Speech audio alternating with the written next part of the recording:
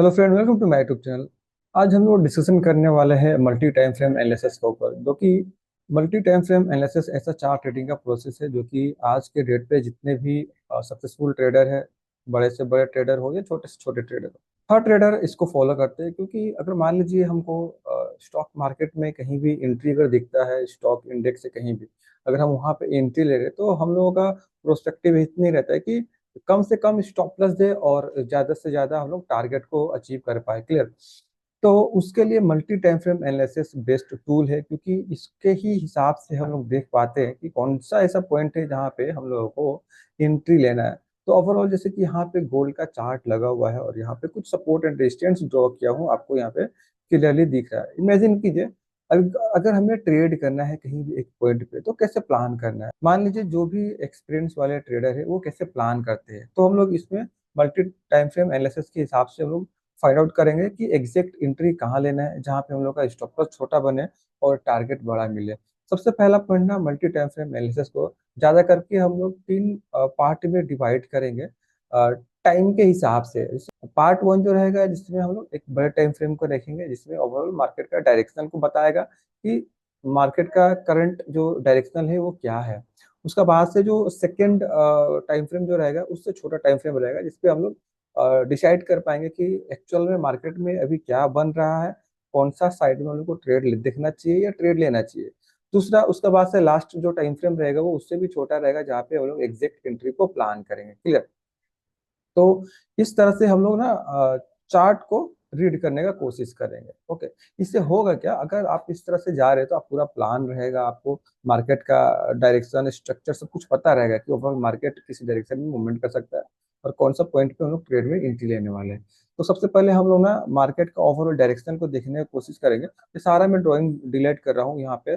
सबसे पहले हम लोग देखेंगे यहाँ पे जो तीन टाइम फ्रेम रहेगा। सबसे पहला टाइम फ्रेम रहेगा वो आपका रहेगा डेली टाइम फ्रेम, जो कि मार्केट का ओवरऑल ट्रेंड बताएगा कि ओवरऑल मार्केट में ट्रेंड क्या है और मार्केट का डायरेक्शन किधर है। ओके।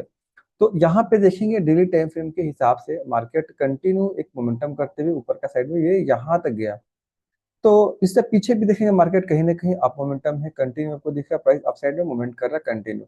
तो ओवरऑल आपको क्लियरली यहाँ पे दिख गया कि मार्केट का जो ओवरऑल जो ट्रेंड है वो कहीं ना कहीं बुलिश है डेली टाइम फ्रेम के हिसाब से। अब मान लीजिए हमको ट्रेड करना है, इंट्राडे ट्रेड करने के लिए बैठ रहे, तो हमको कहीं ना कहीं अपॉर्चुनिटी दिखता है छोटे टाइम फ्रेम पे। या तो 1 आवर का टाइम पे दिखेगा ये बुलिश हो गया है, तो हम उससे भी छोटे टाइम में जाकर ट्रेड लेंगे, या बेरिश हो गया तो वहां पे सेल करें।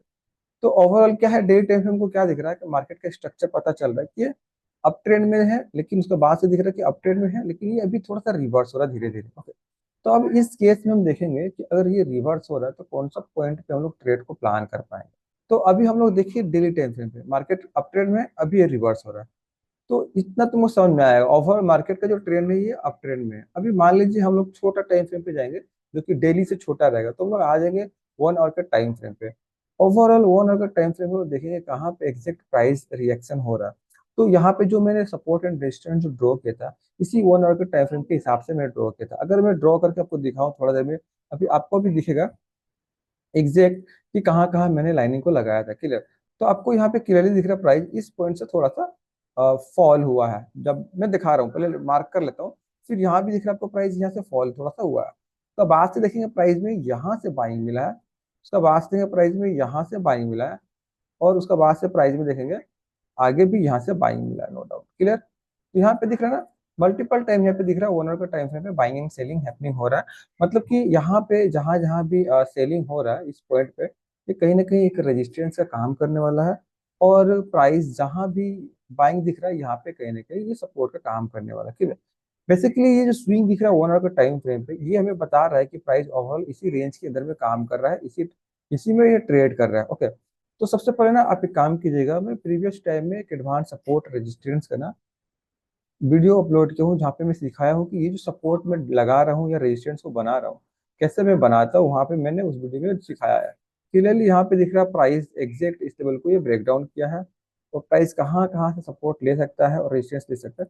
मैं कुछ इस तरह से ड्रॉ करता हूँ, मैं हमेशा डबल लाइनिंग लगाता हूँ। जैसे कि यहाँ पे दिख रहा कि यहाँ से हाई से लेके यहाँ पे, और यहाँ से जो लो है, इसका लो से लेके इसका बॉडी तक मैं ऐसे लाइनिंग लगा दिया। अभी यहाँ पे क्लियरली दिख रहा है 1 आवर के टाइम फ्रेम पे आपको एक इंपॉर्टेंट की लेवल मिला, जहां पे क्लियरली पता चल रहा है कि हाँ, ये एक ऐसा पॉइंट है जहां से सेलिंग हो रहा है, ये एक ऐसा पॉइंट है जहां से सेलिंग हो रहा है, ये एक ऐसा पॉइंट है जहां से बाइंग हो रहा है, और ये एक ऐसा पॉइंट है जहां से बाइंग हो रहा है। ये एक बार दो बार होने के बाद आपका आंख पूरा खुल जाना चाहिए कि 1 आवर के टाइम फ्रेम में इस रेंज के अंदर में हो क्या रहा है।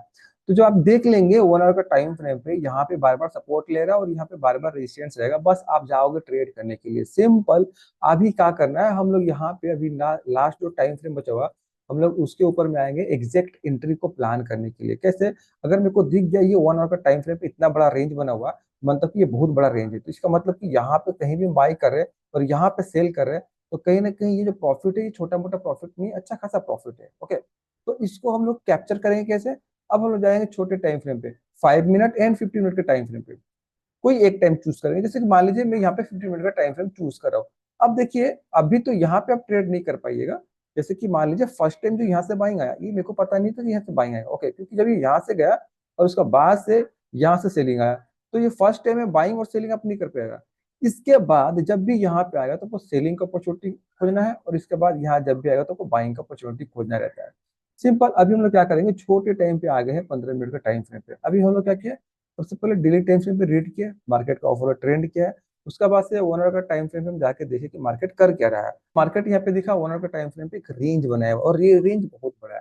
तो सिंपल इस रेंज के अंदर हम लोग ट्रेड प्लान कर सकते हैं, क्योंकि रेंज बहुत बड़ा है। देखिए, अगर रेंज कहीं इतना छोटा है तो इसमें ट्रेड नहीं होता है, लेकिन ये रेंज बहुत बड़ा है, तो इसमें हम लोग ट्रेड कर सकते हैं। नो डाउट आपको दिख रहा है ये रेंज बहुत बड़ा है, तो इसके अंदर में स्पेस भी बहुत ज्यादा है, इसके अंदर मार्केट मूवमेंट करेगा। तो एग्जैक्ट करना कैसे है, आप लोगों को कैंडल स्टिक भी पढ़ाया हूँ, जाके देख लेना, और मैं वहां बताया हूँ कि कैंडल स्टिक को ट्रेड करना कहाँ पे, एग्जैक्ट सपोर्ट एंड रेजिस्टेंस पे। सिंपल 15 मिनट का टाइम फ्रेम पे यहाँ पे आना। और जो लोग भी कैंडल स्टिक का पार्ट नहीं देखे, जाके देख लीजिएगा, वीडियो का डिस्क्रिप्शन में लिंक मिल जाएगा। पार्ट भी पार्ट डाला है सिंगल कैंडल स्टिक, और हर कैंडल स्टिक पढ़ाने के बाद उसको मैं लाइव में ट्रेड करके भी डाला हूँ, जरूर जाके उसको देखिएगा। ओके, तो यहाँ पे क्लियरली दिख रहा है कि ये जो फर्स्ट टाइम आया हम कुछ नहीं कर सकते, ये यहाँ पे फर्स्ट टाइम गया कुछ नहीं कर सकते, लेकिन इसका बाद हम एक्टिव हो जाएंगे कि जब भी प्राइस इन फ्यूचर अब आता है तो हम लोग ट्रेड करने के लिए रेडी है। ओके, इसका बाद से देखेंगे प्राइस जब भी यहाँ पे रीच कर रहा है, एग्जैक्ट इस पॉइंट पे यहाँ पे एक सेलिंग वाला कैंडल बनना स्टार्ट हुआ है। कहाँ पे? ये एक इंपॉर्टेंट रेजिस्टेंस है, और रेजिस्टेंस पे सेलिंग वाला कैंडल बन रहा है। यहाँ पे हम लोग कहीं भी सेल करेंगे, और जो टारगेट रहेगा नेक्स्ट, इसका मतलब कि पूरा नहीं पकड़ेंगे, लेकिन इसका ऑलमोस्ट यहाँ तक हम लोग टारगेट पकड़ सकते हैं। ओके, मतलब कि यहाँ अगर हम कहीं भी कैंडल स्टिक दिखा, बेरिस कैंडल स्टिक जैसे कि आपको पढ़ाया गया है, जैसे यहाँ पे देखेंगे, पहले तो यहाँ पे हैंगिंग मैन बना हुआ है, उसका बाद से देखेंगे यहाँ पे एंगल्फिंग कैंडल बना हुआ है, ये सारा ही नेगेटिव कैंडल बन रहा है। उसका बाद से देखेंगे यहाँ पे उल्टा हैमर बना हुआ है। तो सारा ही कैंडल यहाँ पे जो भी दिख रहा है आपको, ये सारा कैंडल यहाँ पे बता रहा है कि कहीं ना कहीं नेगेटिव सेंटीमेंट यहाँ पे है। और बता कहाँ रहा है, एक की लेवल के पास, ये एक इंपॉर्टेंट रेजिस्टेंस है। एग्जैक्ट यहाँ पे देखो हर कैंडल रिजेक्शन ले रहा है, तो यहाँ पे हम कहीं भी शॉर्ट करेंगे, स्टॉप लॉस यहाँ पे रहेगा। इसके हिसाब से टारगेट 1:2 3 इजी मिल जाएगा, बस आपको इसको ड्रॉ करने के लिए प्रैक्टिस करना होगा बस। और सारा ही ट्रेडर इसी को ट्रेड करते हैं। और जब भी देखना कि इसका नीचे ब्रेक करता है, तो यहाँ पे हम लोग क्या करेंगे, यहाँ भी सेल करेंगे, जब ब्रेक कर देगा तो आगे चल के। ओके, तो यहाँ पे क्लियरली दिखा, अब यहाँ पे हम सेल किए, प्राइस नीचे आया, यहाँ पे प्रॉफिट बुक किए या कहीं भी प्रॉफिट बुक किया, सिंपल। अब ये कहाँ आ गया, सपोर्ट के पास में आ गया। जब सपोर्ट के पास में को प्राइस दिख रहा है कि सपोर्ट के पास में आ गया, तो सिंपल यहाँ पे हम बाइंग साइड के लिए कुछ ट्रेड इनिशिएट कर सकते हैं छोटे टाइम फ्रेम, बिना डरे हुए, क्योंकि जब तक इस रेंज में हम यहाँ बाई और सेल करते रहेंगे, अगर एसएल हिट होगा, मान लीजिए यहाँ बाई किए और प्राइस नीचे निकल गया, आपका एसएल हिट कर गया, कोई दिक्कत नहीं है, क्योंकि अगर ये प्राइस नीचे निकल गया तो ये यहाँ पे फिर क्या करेगा, रेजिस्टेंस हिट करके प्राइस कंटिन्यू फॉल कर जाएगा, तो हम लोग फिर यहाँ पे सेल करना स्टार्ट कर देंगे। ओके, तो यहाँ पे आप सिनेरियो खोजोगे बाइंग के लिए।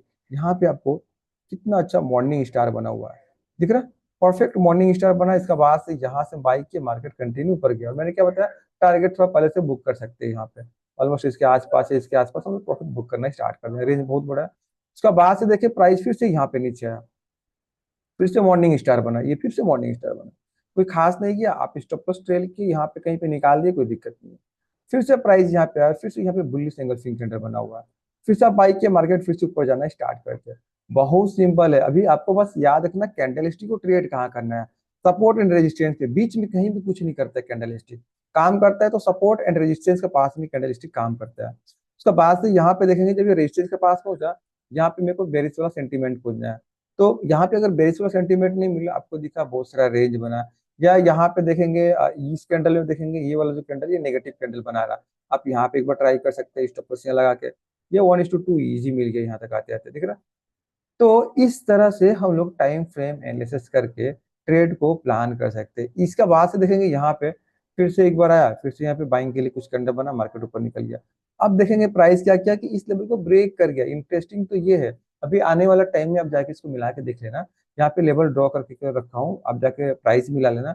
ये गोल्ड का स्पॉट है यूएस डॉलर के अंदर में 3260 का यहाँ पे लास्ट रेजिस्टेंस अभी मिलेगा, क्योंकि सपोर्ट था।